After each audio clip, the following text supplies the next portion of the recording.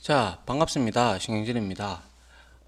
우리가 지난 시간에 코어 함수를 이용을 해서 산점도 위에 있는 거기에다가 우리가 lm 함수를 이용을 하고, 그리고 ab 라인이라는 함수를 이용해서 산점도에 대해서 선을 긋고 서로 두 변수의 상관 분석에 대해서 좀 살펴봤고요. 아울러 그 상관 계수를 구하는 코어 함수를 통해서 마이너스 1에 가깝거나 혹은 양수 1에 가까울 때 이 그 상관계수가 그렇게 나왔을 때 두 변수는 상당히 상관성이 짙다라는 것, 이런 상관 분석에 대해서 살펴봤고요. 또한 실습도 마무리를 한번 해 봤습니다. 그죠? 자, 이번에는 우리가 세 번째로 선 그래프를 한번 살펴볼 필요가 있을 텐데요. 그렇게 어려운 내용은 아니니까 한번 보시도록 하죠. 자, 선그래프의 작성이라고 되어 있는데요. 자, 아래 요거는요, 월별로 지각생들의 통계를 나타낸 거예요. 그래서 1월부터 12월까지 쭉 레이트, 이 지각이라는 뜻으로 해서 쭉 이렇게 나타냈어요. 그죠? 그리고 나서 자, month에다가는 1월에서 12월까지 값을 넣었고요.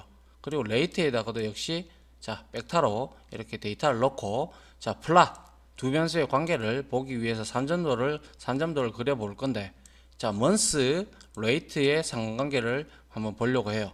그리고 지각생 통계라고 제목을 줬고요.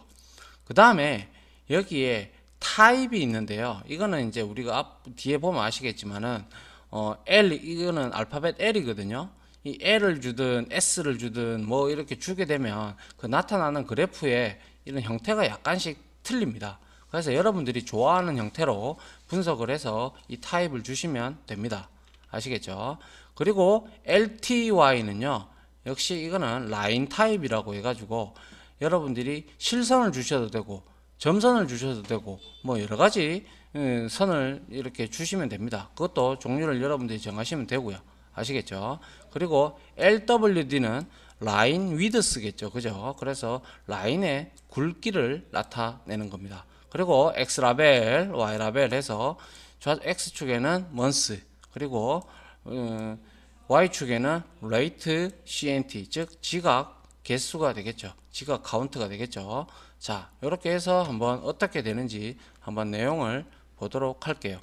그래서 month에다가 각각 데이터를 다 삽입을 했고요. 그리고 나서 자, 플롯 이렇게 해서 그리니까 자, 지각색 통계를 냈는데 지금 실선으로 맞죠? 실선으로 이렇게 그림이 그려졌고 타입이 L일 때는 이렇게 그려진다는 거죠. 야, 이렇게 그려졌고 선 굵기가 이 1인 관계로 이렇게 조금 얇아요. 그죠? 그런데 여기서 봤을 때 자, 달이 가면 갈수록 지금 5월달이겠죠. 이거는 5월달이나 1월달에는 거의 지각이 몇 번 안 되다가 봄에 조금 높아지고 갑자기 여름 되니까 6, 7, 8 정도 되니까 완전 급상승을 하게 됐다. 그죠? 완전 급증을 하게 됐어요. 이렇게 그래프로 우리가 급상승을 한 걸 바라보게 되면 데이터 그래프를 딱 보면 학교에서는 6월달, 7월달, 8월달에 지각생들이 많으니 이때 뭔가 지각을 하지 않도록 뭔가 대책을 마련을 내놔야 되겠다. 그러기 위해서 이렇게 데이터를 분석하는 거 아닙니까? 그죠? 그리고 나서 이걸 따라서 여러분 이제 분석한 사람들이 이렇게 제시를 해주면 이제 그 학교 측에서는 이걸 가지고 이거의 개선 방안이나 대책을 내놓는 게 맞겠죠. 맞습니까? 요런 걸 하기 위해서 데이터를 분석을 하는 거죠.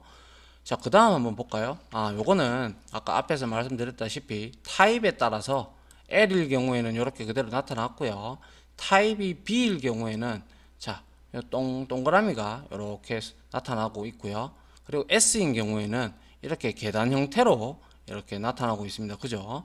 그 다음에 O가 들어갔을 때는 뭐 거의 O나 뭐 B나 거의 타입이 뭐 비슷하네요. 그죠? 그래서 이거는 매개 변수의 값에 따라서 이렇게 지각생들이 나타내는 그래프가 조금씩 달라진다라는 거예요. 그래서 저는 B나 O를 제일 많이 쓰는데 여러분들도 여기서 원하는 걸 여러분들이 골라서 쓰시면 되겠다, 그죠? 이게 바로 매개 변수 타입에 따라서 다양한 선 그래프의 종류를 이렇게 나타냅니다.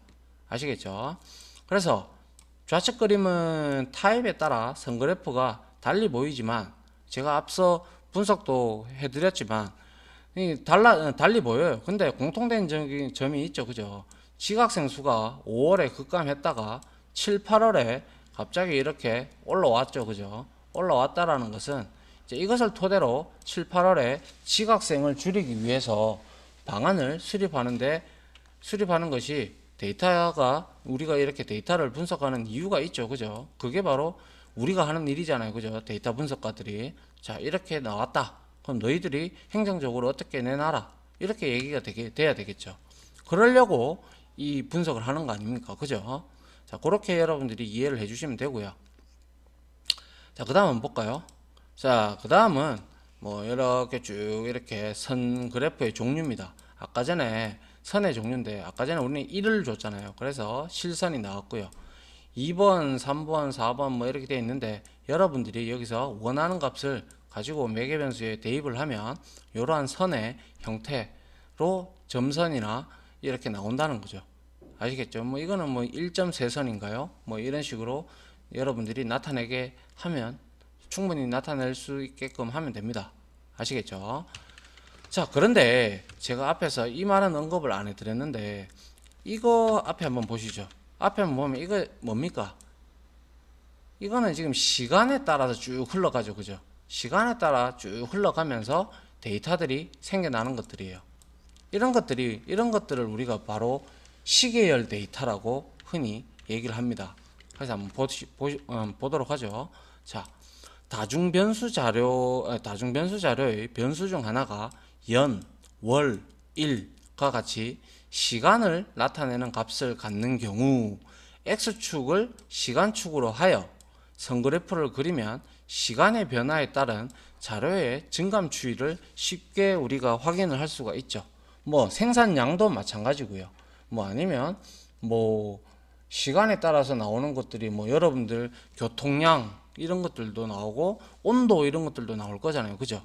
그런 것들을 우리가 표식을 하게 되면 시간의 변화에 따라서 자료를 수집한 경우 이를 우리는 시계열 자료라고 해요. 그래서 times series data라고 해서 우리가 시계열 자료라고 합니다. 이거는 시간이 흐름에 따라서 데이터가 발생이 되는 것들을 의미하겠죠. 그래서 어떤 시간대에 갑자기 데이터가 폭증하는 경우도 있을 거고 어떤 시간대에 갑자기 데이터가 급감하는 경우도 있고 뭐 이런 식으로 나타내는 거, 이런 형태가 우리가 바로 X축이 년, 월, 일, 시, 분, 초 뭐 이러한 값들이 시간의 흐름의 값들이 나와 있다면 이런 것들은 우리는 시계열 자료라고 우리가 흔히 얘기를 합니다. 아시겠죠? 그래서 선그래프는 시계열 자료를 내용을 파악하는데 가장 기본적인 방법이겠죠. 왜? 이렇게 시간의 흐름에 따라서 선이 이렇게 변할 거니까요. 그죠? 맞습니까? 뭐 증권도 주식도 그거에 하나겠죠. 그죠? 그런 식으로 우리가 분석을 해 나가는 게 바로 이제 시계열 자료라고 합니다. 됐나요? 여기서 가장 중요한 말이 바로 시계열 자료라는 거예요.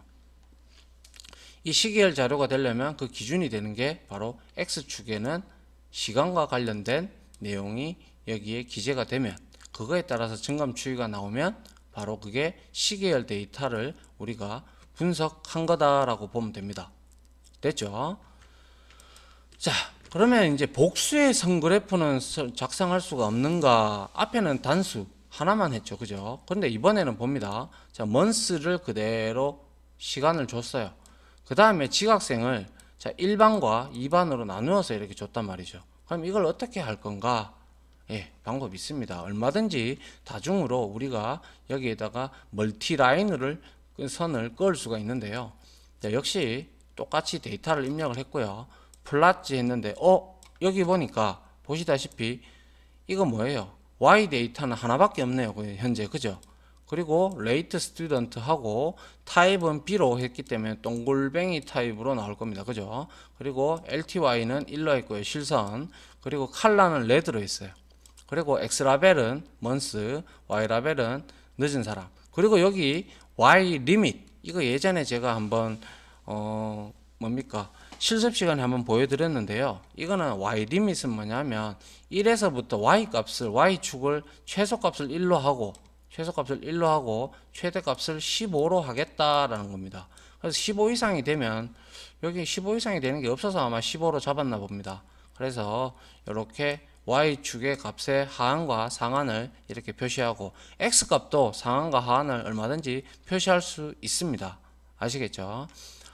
자, 그런데 뭐 이거야 뭐 거의 상한과 하한을 표시할 필요가 없죠. 시계열 데이터니까요. 그죠? 그런데 뭐 여러분들이 만약에 3월에서 10월까지는 보겠다. 그러면 그렇게 끊어서 보셔도 된다는 거죠. 됐나요? 자, 이렇게 줬다면 우리 한번 봅니다. 이렇게 두면 앞에 이렇게 줬으니까 이거는 이거밖에 처음에 안 나와요. 일반밖에. 그런데 여기에다가 플랫 함수를 통해서 우리가 그림을 그린 데다가 우리가 선그래프를 추가하는 게 있어요.